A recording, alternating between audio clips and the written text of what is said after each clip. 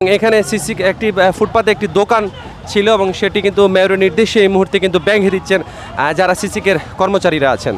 যারা আছেন তারা আসলে ফুটপাতে একটা ভাসমান দোকান নিয়ে বসেন এবং মেয়র বা এরকম কাউকে দেখলে আসলে তারা সরে যান, কিন্তু এই দোকানটি দেখা যাচ্ছে প্রায় স্থায়ীভাবেই নির্মাণ করা হয়েছে এখানে এবং যে বিদ্যুতের লাইনটি সেটিও কিন্তু আসলে মূল লাইন থেকে নেওয়া হয়েছে। এবং দর্শক আপনারা দেখতে পাচ্ছেন সিটি কর্পোরেশনের মেয়র আরিফুল হক চৌধুরী জিন্দাবাজার থেকে অভিযান চালাচ্ছিলেন এবং সেই অভিযানের পর আসলে ফুটপাতের উপর যে দোকান রাখা ছিল সেই দোকানটি কিন্তু তিনি চিহ্নিত করেছেন এবং আরিফুল হক চৌধুরীর চোখ ফাঁকি দেওয়া কিন্তু অনেক কঠিন ব্যাপার। বেশ কিছুদিন থেকেই বদলের প্রক্রিয়ায় আছে সিলেট সিটি কর্পোরেশন। দ্বিমুখী সড়ক আর হকারমুক্ত ফুটপাতের পর এবার পরিচ্ছন্নতার ব্যাপারে মাঠে নেমেছে সিসিক। সিলেটকে পরিচ্ছন্ন নগরী হিসেবে গড়ে তুলতে জনসচেতনতায় মঙ্গলবার লিফলেট বিলি করেছেন সিসিক মেয়র আরিফুল হক চৌধুরী। এ সময় তার সাথে ছিলেন সিসিকের অন্যান্য কাউন্সিলর ও কর্মকর্তা বৃন্দ। আমরা সিলেট সিটি কর্পোরেশন আমরা এখন মনে করি আমার জনসাধারণকে তাদেরকে একটা গণসচেতনতা দরকার। তাদের সচেতনতার মাধ্যমে আমরা যদি এটা সাকসেসফুল হই তাহলে আমরা যে আমাদের ভাবনা দ্বিতীয় লন্ডন সিলেট শহর সেই ভাবনাটি আমরা স্বপ্ন বাস্তবায়ন করতে পারব। মেয়রের আহ্বানে সাড়া দিয়ে ব্যবসায়ীরাও প্রতিশ্রুতি দিয়েছেন ব্যবসায় প্রতিষ্ঠানের আশপাশের পরিবেশ সুন্দর রাখার।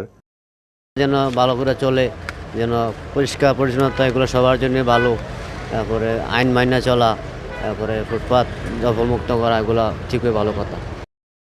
অভিযানকালে রাস্তা ও ফুটপাত দখল করে বসা হকারদের মালামাল জব্দ করেন সিটি কর্পোরেশনের অভিযানিক দল। পরিচ্ছন্ন নগরী গড়তে এমন অভিযান অব্যাহত থাকবে বলে জানান কর্পোরেশনের কর্মকর্তারা। ফুটপাতে জনগণের স্বার্থে আসলে করা হয়েছে। আমাদের লোক কিন্তু 24 ঘন্টা এখানে ডিউটি দিতেছে, তারপর আসলে পরিষ্কার রাখাটা আমাদের জন্য কঠিন হয়ে যাচ্ছে।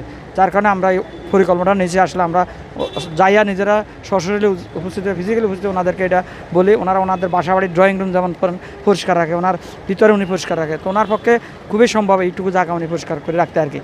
আর সিসিক মেয়র বলছেন অনেক ব্যবসায়ীকে ম্যানেজ করে দোকানের সামনে ফুটপাতে বসেন হকাররা, তাই আগামীতে কারো দোকানের সামনে হকার বসলে শুধু হকার নয়, আইনি ব্যবস্থা নেওয়া হবে সংশ্লিষ্ট ব্যবসায়ীর বিরুদ্ধে। আমরা এখন এই নতুন আপনারা দেখেছেন আমরা কর্পোরেশন থেকে আমাদের জনসচেতনামূলক প্রচারণা, আমাদের বর্জ্য কীভাবে রাখতে হবে, কিভাবে পরিষ্কার করলে আমরা নিয়ে যাব, এবং এটা আমরা এখানে কোনো গাড়ি থাকতে পারবে না, এগুলো সব কিছু লিখিত আছে। যদি এটা দেওয়ার পরে ওনারা না শুনেন তাহলে তো আমরা বাধ্য হব আইনানুগভাবে আমাদের ম্যাজিস্ট্রেট দিয়ে সেটাকে ওনাদের উপর জরিমানা হবে। আমি বিশ্বাস করি ওনারা এটার প্রতি সচেতন থাকবেন এবং ওনারা এটার ব্যবস্থা। হাসান মোহাম্মদ শামীম, বাংলা ভিউ, সিলেট।